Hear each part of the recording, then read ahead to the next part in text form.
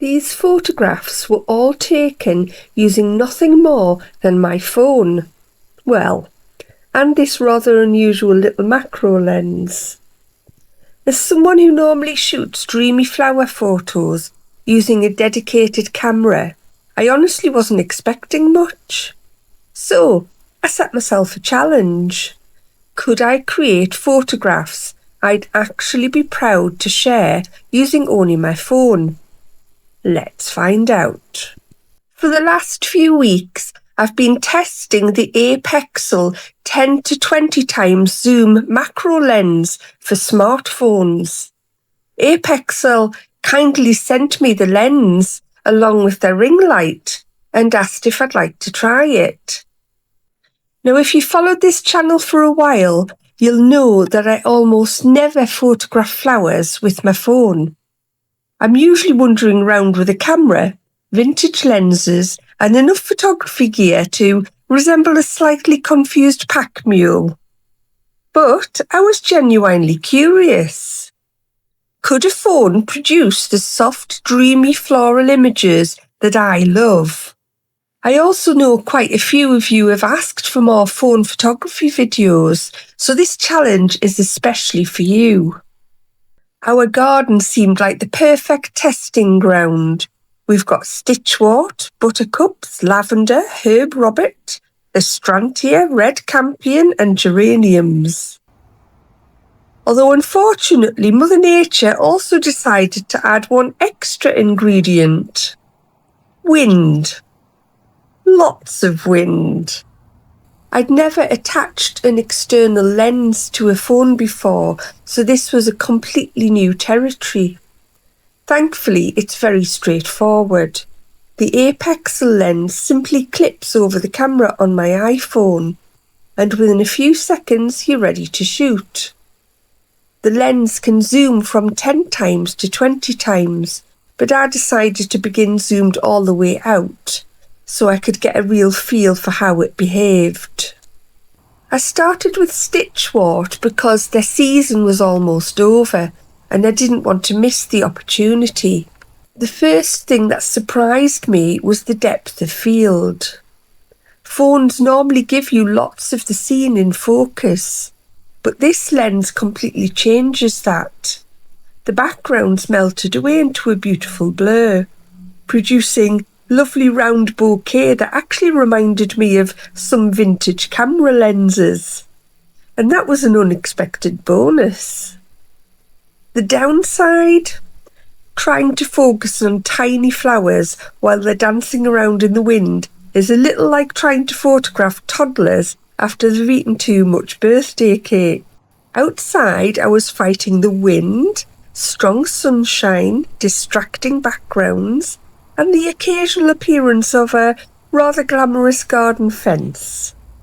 So I decided to cheat. Well, photographically cheat. I cut a few flowers, placed them into small vases with long stems, and moved everything indoors where I had complete control. I used one of my printed photographic backdrops called Buttercup Meadow. It's one of the textures from my spring collection on Etsy. And because it's printed quite large and on matte photo paper, I could place it very close behind the flower without revealing the edges. Everything sat inside my light tent, which simply softens the window light coming in from the side. Then I mounted the phone on a tiny tripod. So I had a tiny flower, a tiny tripod and a tiny lens. It felt like I was photographing an entire landscape on a doll's table. This is where things started to get interesting though. By turning the flower slightly sideways instead of facing the camera directly, the petals drifted beautifully in and out of focus, creating exactly the dreamy look that I'd been hoping for. And then I zoomed the lens all the way in, and suddenly these tiny flowers completely filled the frame. In fact, I was so close that on more than one occasion, the lens actually touched the petals. There also happened to be a green fly hitching a lift, and naturally I couldn't resist taking a few portraits. Although I quickly discovered that zooming in that much gives you a depth of field measured in approximately hope. Straight from the phone, the images were slightly overexposed, but that was an easy fix in Photoshop. I also realised afterwards that I could have reduced the exposure while shooting. A lesson learned for next time. Finally, I added one of my texture overlays to enhance the dreamy atmosphere. A little masking and blending later, and I ended up with one of my favourite images from the whole challenge. After the Stitchwort, I moved on to one of my favourite little wildflowers, Herb Robert. These flowers are even smaller, but I love their delicate pink blooms and the beautifully shaped leaves, which sometimes turn a lovely deep red. They're easy to overlook when you're walking past, but up close they really are miniature works of art. The trouble was that outside they were growing in such a dense patch that everything merged into one big tangle of green. There was no separation between the flowers. And dreamy photography doesn't usually begin with, "Let's photograph a hedge." So, just as before, I rescued a couple of the stems and brought them indoors. For these, I chose one of my swirling green printed backdrops from my Enchanted Texture collection. It looked more natural and helped the pink flowers to stand out beautifully. The results were quite nice, but I wanted even more dreaminess. So I swapped to a couple of pink backgrounds instead, and immediately preferred the softer, more romantic feel that these created. One thing I was discovering throughout this challenge was just how much difference a tiny change in angle could make. Simply turning the flower slightly sideways allowed parts of the petals to drift gently out of focus, giving that lovely painterly softness that I was hoping for. I did notice a little chromatic aberration around a few edges, probably helped along by some rather enthusiastic sunshine pouring through the window. Nothing too dramatic, but worth mentioning. Then, of course, I couldn't resist trying some intentional camera movement ICM images. Using the slow shutter app, I experimented with shutter speeds between 1/4 of a second and 1 second. Every movement produced something different. Some looked almost like multiple exposures, others became soft, impressionist paintings, and a few, well, let's just say they belonged in the modern art section. Quite abstract. The nice thing was that many of these hardly needed editing at all. I still gave them a quick polish in Exposure 5 software because I simply can't help myself, and a few of them turned out into some of my favourite images of the day. Next up were the Astrantia, and if you've watched this channel before, you might already know that these are among my favourite flowers to photograph. Their star-shaped petals, intricate stamens and wonderful colours seem almost designed for macro photography. Apparently, I'm not the only fan either.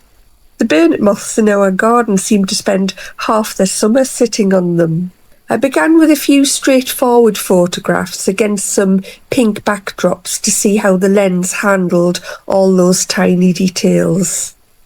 This was also my chance to try out the Apexel Ringlight. But unfortunately, being so close to the subject and the backdrop meant the Ringlight reflected even in the matte printed backdrops. It wasn't really the lens's fault, more a reminder that photography has an incredible ability to reveal problems you didn't even know existed 5 seconds earlier. If I used the Ringlight again, I'd swap over to one of my fabric backdrops instead, which would eliminate those reflections. I did try holding the Ringlight off the phone camera and unattached to it to the side, and that did help quite a bit. Then I made the mistake of deciding to just try one ICM shot. Famous last words.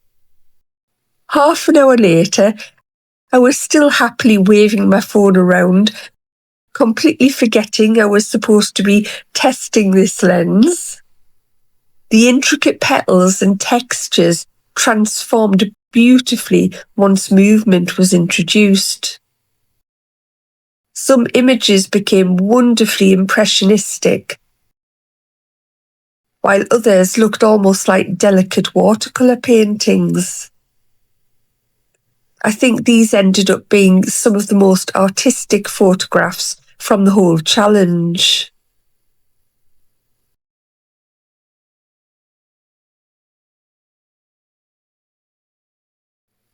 Next up, Buttercups. Finally, I turned my attention to the Buttercups. Now, I have a slightly complicated relationship with Buttercups. They're cheerful, they're bright. They absolutely refuse to stop reflecting light at every possible opportunity. Those glossy yellow petals acted like tiny mirrors, so I had to add an extra diffuser to soften the light before I could even think about taking photographs. But once that was sorted, the lens handled them perfectly. But I have to admit, I never quite fell in love with the results. For my own style of photography, the bright glossy yellow didn't quite fit the soft dreamy look that I was aiming for. That said, ICM came to the rescue once again.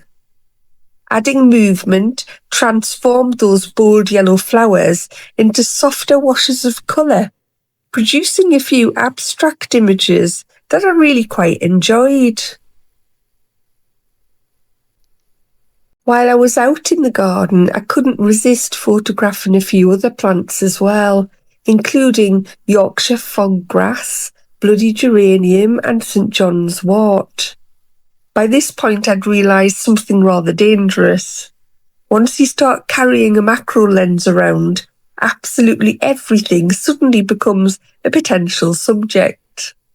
So, in conclusion, did this little experiment change my opinion of phone photography? Well, yes.